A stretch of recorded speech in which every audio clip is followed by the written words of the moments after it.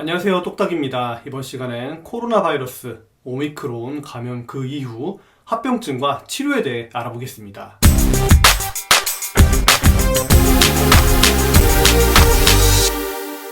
주요 자료는 미국 CDC 홈페이지에서 가지고 왔습니다. 코로나 합병증이란 코로나 감염 4주 이후 경험할 수 있는 광범위한 건강 문제를 뜻하는데요.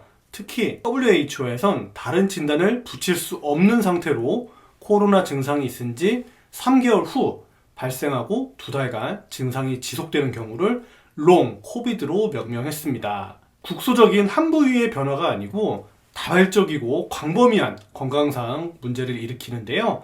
감염 후에 무증상이었던 사람들도 코로나 합병증 발생이 가능하기 때문에 관심을 가지고 지켜봐야 하죠. 실제 저도 응급실에서 근무하다 보면 코로나 격리 해제를 마치신 분들이 폐렴 악화로 다시 입원하는 경우를 자주 보게 됩니다. 기존에 감염되었던 코로나가 면역력 저하로 인해서 악화되었을 수도 있고 다른 변이에 의한 재감염일 수도 있겠죠. 뭐가 되었든 코로나로 인한 문제이기 때문에 기간에 상관없이 코로나 합병증 혹은 후유증으로 생각하고 치료를 해야 합니다. 이러한 코로나 합병증인 롱 코비드는 코로나 감염 환자의 10% 이상에서 발생하는 것으로 보고되었어요. 롱 코비드의 3가지 유형은 다음과 같습니다.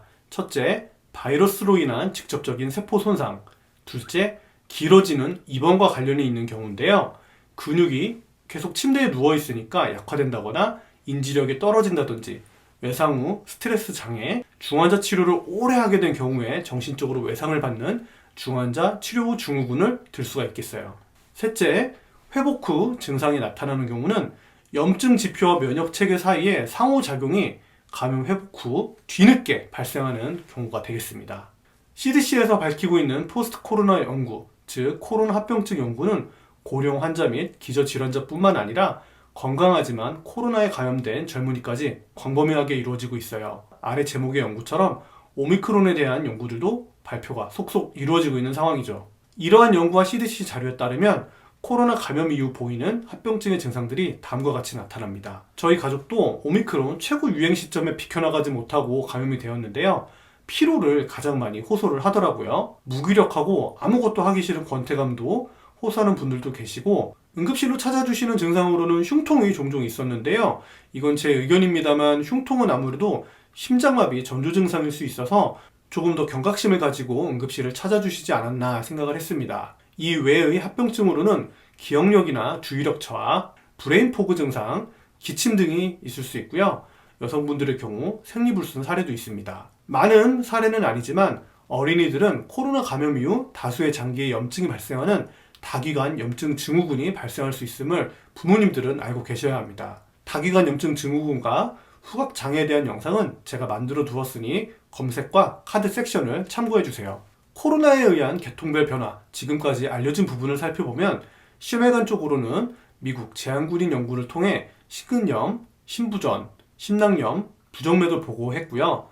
폐의 구조적 변화와 신장기능 저하 역시 보고되었습니다. 수백만 탈모인들은 코로나가 정말 밀릴 것 같은데요. 탈모 역시 보고되고 있고요. 코로나 감염 이후 당뇨가 발생했다는 보고 역시 있었습니다. 혈액 순환에도 영향을 미치기 때문에 뇌졸중이나 폐색전증 역시 발생할 수 있고 집안에만 갇혀 지내거나 외부에서 사람들을 만날 수 없는 상황 등으로 인해서 우울증을 호소하는 사람들도 있습니다. 정신부터 머리카락까지 정말 전신을 아우르는 것이 이 코로나 합병증이 되겠습니다. 코로나 환자가 재택치료만 하진 않죠. 병원 입원 및 중환자실 치료를 겪은 분들은 중환자실에서의 기억이 충격으로 다가오는 중환자 치료 후 증후군과 외상 후 스트레스 장애를 겪기도 합니다. 신경쇠약과 함께 사고력, 판단력 저하, 즉 앞서 말씀드렸던 브레인 포구 증상도 호소합니다. 코로나 합병증으로 인한 재입원의 경우는 호흡 곤란, 폐혈증, 폐렴, 심부전증, 혈전증, 정신병증이 있고 아무래도 기력이 떨어지는 어르신들 같은 경우엔 낙상 사고로 인해 재입원을 하시기도 합니다. 응급실에서 코로나 폐렴 악화로 병원을 찾는 분들을 보면 보통은 면역력이 저하되신 7, 80대 어르신들이 많으셨어요. 3, 40대 젊은 분들 중에서도 코로나 재택격리 해제 후에 증상이 남아있어서 병원을 찾아주시긴 하는데 염증 지표나 장기들의 기능적인 부분이 크게 저하되지 않는 경우라면 대증치료 약제를 처방한 후 외래 추적 관찰을 말씀드리고 있죠. 통계를 정확히 내진 않았지만 제가 본 환자분들 중 상당수가 백신 미접종자였고 연세가 많았습니다. CDC에선 코로나 합병증을 막기 위한 방법을 제시했는데요. 원론적인 얘기지만 예방이 최선이라고 합니다. 백신 접종, 마스크 쓰기, 실내 환기를 강조했고 증상이 있거나 환자를 접촉했을 경우에 검사를 받고 2m 이상 거리 두기와 함께 손 씻기 역시 권장했습니다.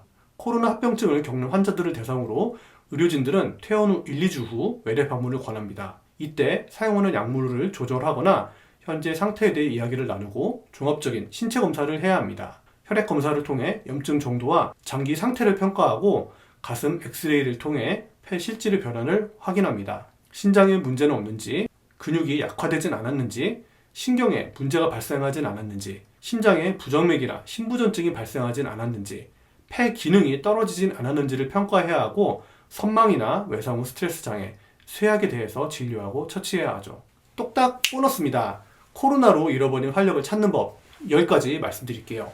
첫째, 아침 식사를 잘 하셔야 돼요. 매일 아침물 먹는 사람은 피로와 스트레스가 적습니다. 둘째, 요가나 심호흡은 피로를 줄이는 데 좋습니다. 셋째, 노래를 부르세요. 노래는 스트레스 호르몬을 낮출 수 있는 감정 활동입니다. 넷째, 물을 자주 마시세요. 탈수는 몸을 힘들게 합니다. 다섯째, 견과류를 드세요. 아주 훌륭한 에너지 자원입니다. 여섯째, 계피나 민트향을 맡으면 피로가 줄어듭니다. 일곱째, 운동하세요. 10분이라도 좋습니다. 심장, 근육, 뇌로 산소가 풍부한 혈액이 운반됩니다. 여덟째, 산책하세요.